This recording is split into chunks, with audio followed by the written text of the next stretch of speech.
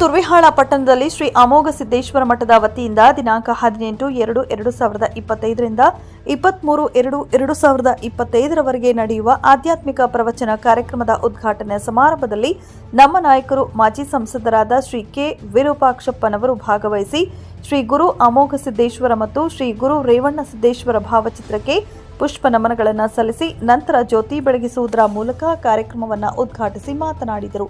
ಈ ಸಂದರ್ಭದಲ್ಲಿ ಕಾರ್ಯಕ್ರಮದ ದಿವ್ಯ ಸಾನ್ನಿಧ್ಯವನ್ನ ಪಾಪು ಈಶ್ವರಾನಂದ ಮಹಾಸ್ವಾಮಿಗಳು ಕಾಗಿನೆಲೆ ಸಂಸ್ಥಾನ ಗುರುಪೀಠ ಹೊಸದುರ್ಗ, ಪಾಪು ಶ್ರೀ ಸಿದ್ದಲಿಂಗ ಮಹಾಸ್ವಾಮಿಗಳು ಸಿದ್ದಲಿಂಗೇಶ್ವರ ಮಠ ವಿಜಯಪುರ, ಮಾದಯ್ಯ ಗುರುವಿ ಅಮೋಘ ಸಿದ್ದೇಶ್ವರ ಮಠ ತುರ್ವಿಹಾಳ, ಚಿದಾನಂದಯ್ಯ ಗುರುವಿನ ಶಾಬ್ರ ವರರುದ್ರಮುನಿ ಮಹಾಸ್ವಾಮಿಗಳು ಗಚ್ಚಿನ ಮಠ ಮಸ್ಕಿ, ಶಾಬ್ರ ಶ್ರೀ ಅಮರಗುಂಡಯ್ಯ ಶಿವಾಚಾರ್ಯರು ಪುರವರ ಹಿರೇಮಠ ತುರ್ವಿಹಾಳ, ಪಾಪು ಶ್ರೀ ಅಮರಗುಂಡಯ್ಯ ಶ್ರೀ ಸದ್ಗುರು ಸರ್ವೇಶ್ವರ ಮಠ ತುರ್ವಿಹಾಳ, ಪಾಪು ಶ್ರೀ ಮುದಿಸಂಗಯ್ಯ ದೇವಿ ಆರಾಧಕರು ತುರ್ವಿಹಾಳ, ಬ್ರಹ್ಮಕುಮಾರಿ ಸವಿತಾ ಅಕ್ಕನವರು ಬ್ರಹ್ಮಕುಮಾರಿ ವಿದ್ಯಾನಿಲಯ ಸಂಚಾಲಕರು ಹಾಗೂ ಮುಖಂಡರಾದ ಕೆ ಕರಿಯಪ್ಪ, ನಲ್ಲ ವೆಂಕಟೇಶ್ವರರಾವ್, ಮಲ್ಲನಗೌಡ ದೇವರಮನಿ, ಆರ್ ಬಸನಗೌಡ, ಶಾಮಿದ್ ಸಾಬ್ ಚೌಧರಿ, ಫಾರೂಕ್ ಸಾಬ್ ಹಾಗೂ ಇತರರು ಉಪಸ್ಥಿತರಿದ್ದರು.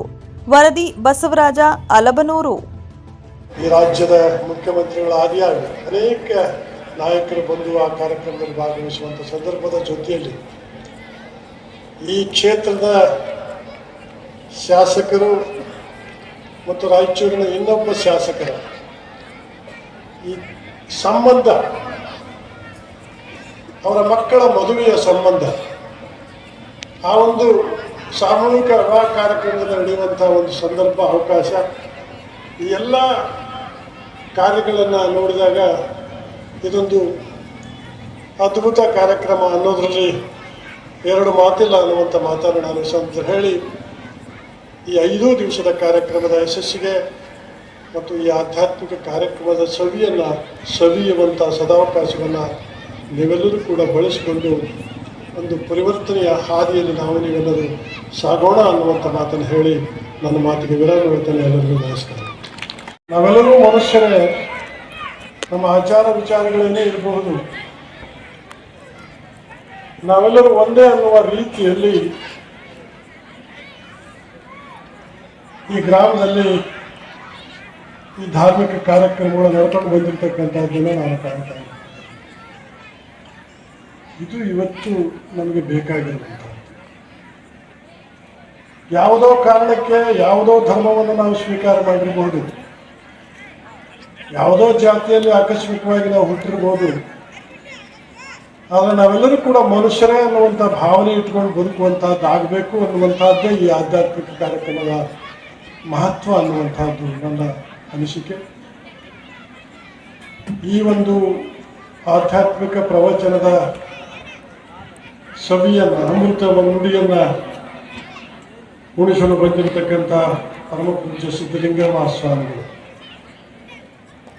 ನಿಮಗೆ 5 ದಿವಸದವರೆಗೆ ನಮ್ಮ ಅಮೃತ ನುಡಿಯಿಂದ ಆಧ್ಯಾತ್ಮಿಕದ ಮಹತ್ವವನ್ನು ಸಹಜವಾಗಿ ಸಂಚಾಲಕರಾಗಿರುವಂತಹ ನಾವೆಲ್ಲರೂ ಕೂಡ ನಮ್ಮ ಹೃದಯದಲ್ಲಿ, ನಮ್ಮ ಮನಸ್ಸಿನಲ್ಲಿ ಯಾವುದೋ ಒಂದು ಕಲ್ಮಶವನ್ನು ತಿಳ್ಕೊಂಡು ನೋವು ಅನುಭವಿಸುವಂಥ, ಕಷ್ಟ ಅನುಭವಿಸುವಂಥ, ಆ ಜೀವನವನ್ನು ತೃಪ್ತಿಪಡಿಸುವಂಥ, ಆ ಕಲ್ಮಶವನ್ನು ಪರಿಹರಿಸುವಂಥ ಕೆಲಸವನ್ನು ಮಾಡುವಂಥದ್ದೇ ಆಧ್ಯಾತ್ಮಿಕ ಪ್ರವಚನ ಅನ್ನೋದು ಮಾತಿಲ್ಲ. ಹಾಗಾಗಿ 5 ದಿವಸದವರೆಗೆ, ಇದು 5 ದಿವಸ ಜಾಸ್ತಿ ಆಯಿತು ಅಂತ ಕೆಲವರು ಅಂತಾರೆ. 5 ದಿವಸ ಇನ್ನು ಹೆಚ್ಚು ಆಗಬೇಕಾಗಿರುವಂತಹದ್ದು ಕೂಡ ಅವಶ್ಯಕತೆ ಇದೆ ನಮಗೆ ಅನ್ನುವಂಥದ್ದು ನನ್ನ ಅಭಿಪ್ರಾಯ. ಅದು ಅನಿವಾರ್ಯ. ಕೆಲವಾರು ಕಾರಣಗಳಿಂದ ಇದು 5 ದಿವಸಕ್ಕೆ ಸೀಮಿತಗೊಳಿಸಿರುವಂಥದ್ದು. ಈ 5 ದಿವಸದಲ್ಲಿ ತುರ್ವಾಳ ಗ್ರಾಮದ, ಅಕ್ಕಪಕ್ಕದ ಗ್ರಾಮದ ಮತ್ತು ಈ ಒಂದು ಅಮೋಘ ಸಿದ್ದೇಶ್ವರ ಮಠದ ಭಕ್ತರ ಆದಿಯಾಗಿ ಎಲ್ಲರೂ ಕೂಡ ಈ ಕಾರ್ಯಕ್ರಮದಲ್ಲಿ ಭಾಗವಹಿಸುವುದರ ಮೂಲಕ ನಿಮ್ಮ ಮನಸ್ಸನ್ನು ಪರಿಶುದ್ಧಗೊಳಿಸಿಕೊಳ್ಳುವಂಥ ಮತ್ತು ಆಧ್ಯಾತ್ಮಿಕತೆಯನ್ನು ಅರ್ಥ ಮಾಡಿಕೊಳ್ಳುವುದರ ಜೊತೆಯಲ್ಲಿ ನಾವು ಅನಿವಾರ್ಯ. ಆಧ್ಯಾತ್ಮ ಬಿಟ್ಟು ನಾವು ನೀವು ಯಾರೂ ಇಲ್ಲ. ನಾವೆಲ್ಲರೂ ಕೂಡ ಆಧ್ಯಾತ್ಮದ ಅನುಯಾಯಿಗಳೇ. ನಮ್ಮ ಬದುಕು ಆಧ್ಯಾತ್ಮಿಕ ಬಿಟ್ಟು ನಮ್ಮ ಜೀವ ಇಲ್ಲ ಅನ್ನುವಂಥದ್ದನ್ನು ನಾವೆಲ್ಲರೂ ಅರಿತುಕೊಂಡು ಆಧ್ಯಾತ್ಮಿಕದ ಮಹತ್ವವನ್ನು ತಿಳ್ಕೊಂಡು ಪರಿಶುದ್ಧರಾಗುವಂಥ ಕೆಲಸವನ್ನು ಮಾಡಬೇಕಾಗಿರ್ತಕ್ಕಂಥದ್ದು ಅವಶ್ಯಕತೆ ಇದೆ ಅನ್ನುವಂಥದ್ದು ನನ್ನ ಅಭಿಪ್ರಾಯ. ಆ ಒಂದು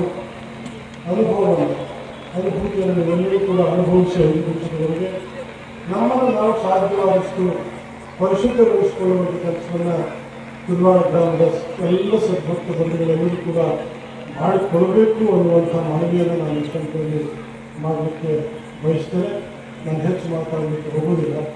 ಇನ್ನು ಭಾಳಷ್ಟು ಮುಂಚೆಲ್ಲರೂ ಕೂಡ ಮಾತಾಡುವಂಥ ಸಂದರ್ಭ ಇವತ್ತಿಗೆ ಪ್ರಾರಂಭದ ದಿವಸ ಇರುವುದರಿಂದ ಇವತ್ತು ಇನ್ನೆಲ್ಲರ ಇದರಲ್ಲಿ ಭಾಗವಹಿಸಿರ್ತಕ್ಕಂಥ ಜನ ನಾವು ನೋಡಿದಾಗ ಇದು 5 ದಿವಸ